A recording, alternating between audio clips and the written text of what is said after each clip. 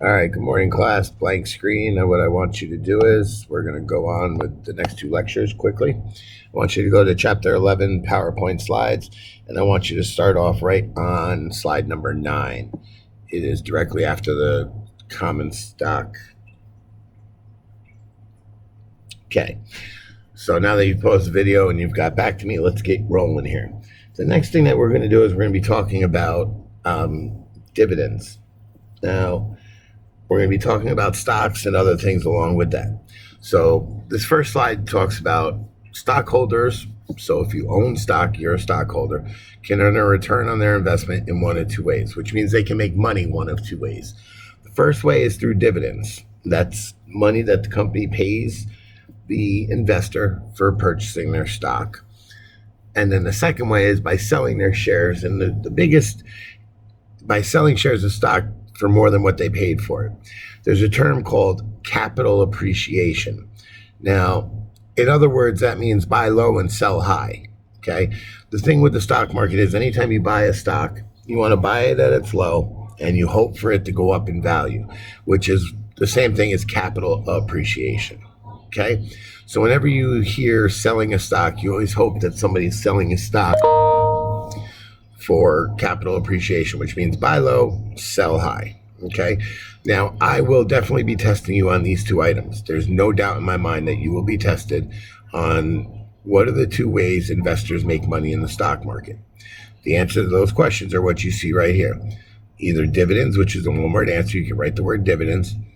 And then the other way is by buying low and selling high, or you can write capital appreciation, whatever makes you happier. Okay.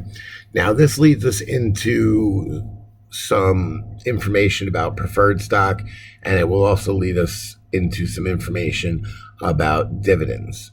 Now, the next thing I want you to do is I want you to skip, or not skip, but go to slide number 10. Now, we're going to be talking about dividends. Dividends are very important for investors. Okay, this is money that the company has made that they're distributing to the stockholders, meaning the people that are investing in the company. This is one of the reasons why you buy a stock. Okay, you buy a stock to make money, and this is one of the ways that you go ahead and make money.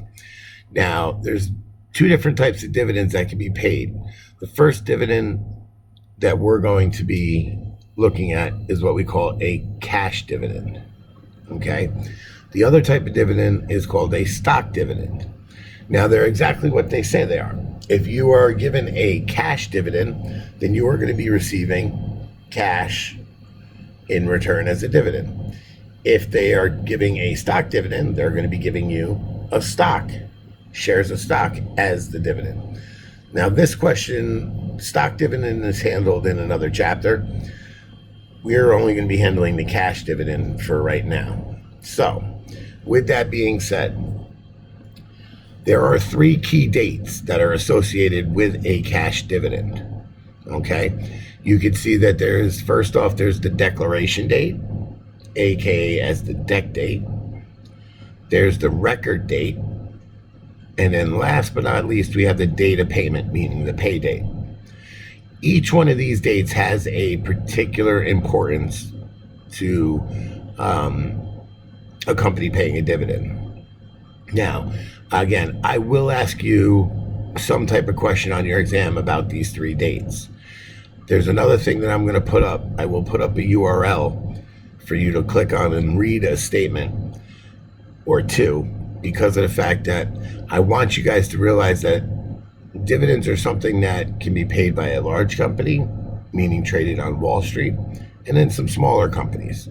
Now, if we were in class, I would be bringing up what they call a earnings summary or earnings statement for some major Fortune 500 company. And then I would also bring up one for a very small local bank here in Delhi, so that you could see that dividends are something that is paid not only by big ones, but small ones. So let's take a look at the three dates in particular. The first one is our DEC date. Now, DEC date, just short for declaration, is the date the board of directors states that there will be a dividend given out in the future. Okay. This just simply means that the board of directors, now if you think back at the very beginning of chapter 11, in those three boxes, it did say under the board of directors' jobs, it is to declare a dividend.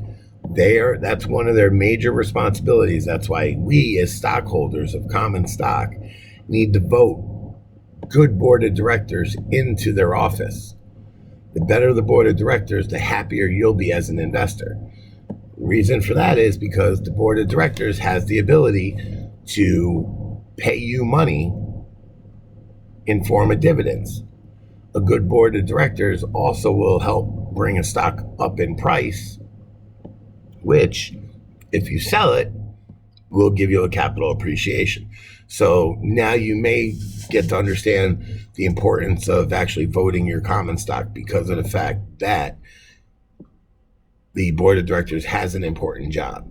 Okay, they don't run the business day to day, but they have lasting effects on what happens to the business. Okay, so on the declaration date, there is a journal entry for that one. So just put a little star or just make a note, just write dec date and with a star, and you'll know why in a minute. The second date is what we call our record date. Now, the record date is one of the three dates, and there is no journal entry for this date. Okay. Now, the importance of this date is this is the date you must own the stock in order to receive the dividend. So it's a cutoff date. Okay, your homework is due by Monday, which would mean your homework's due by Monday. Anybody who's passing in their homework on Tuesday is technically late and shouldn't get credit for it. So in the case of a record date, anybody who buys the stock prior to the record date will get paid the dividend.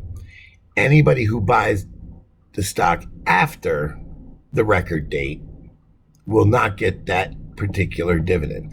They may get the next dividend, but they will not get the dividend that they're working on right now. Okay. Now, the record date does not have a journal entry. When it comes to writing journal entries for the dividends, you would write no entry on this one. Okay. There's only two journal entries when it comes to dividends. One is on the declaration date and one is on the payment date. The record date does not have a journal entry. All you're going to write is two words, no entry. Okay. So it's a very simple, easy journal entry for that one.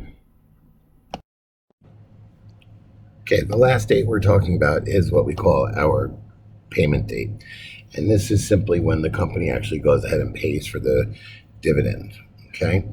One thing I need you to pay attention to is down at the very bottom of this, it does say dividends are only paid on outstanding shares, not on treasury stock. So this is another part to pay attention to because your tree diagram that I gave you in the first lecture is very important, so that you need to know the number of outstanding shares.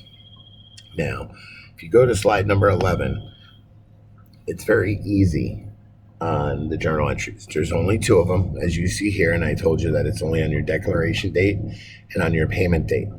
Now, your declaration journal entry date is going to go just like you see there.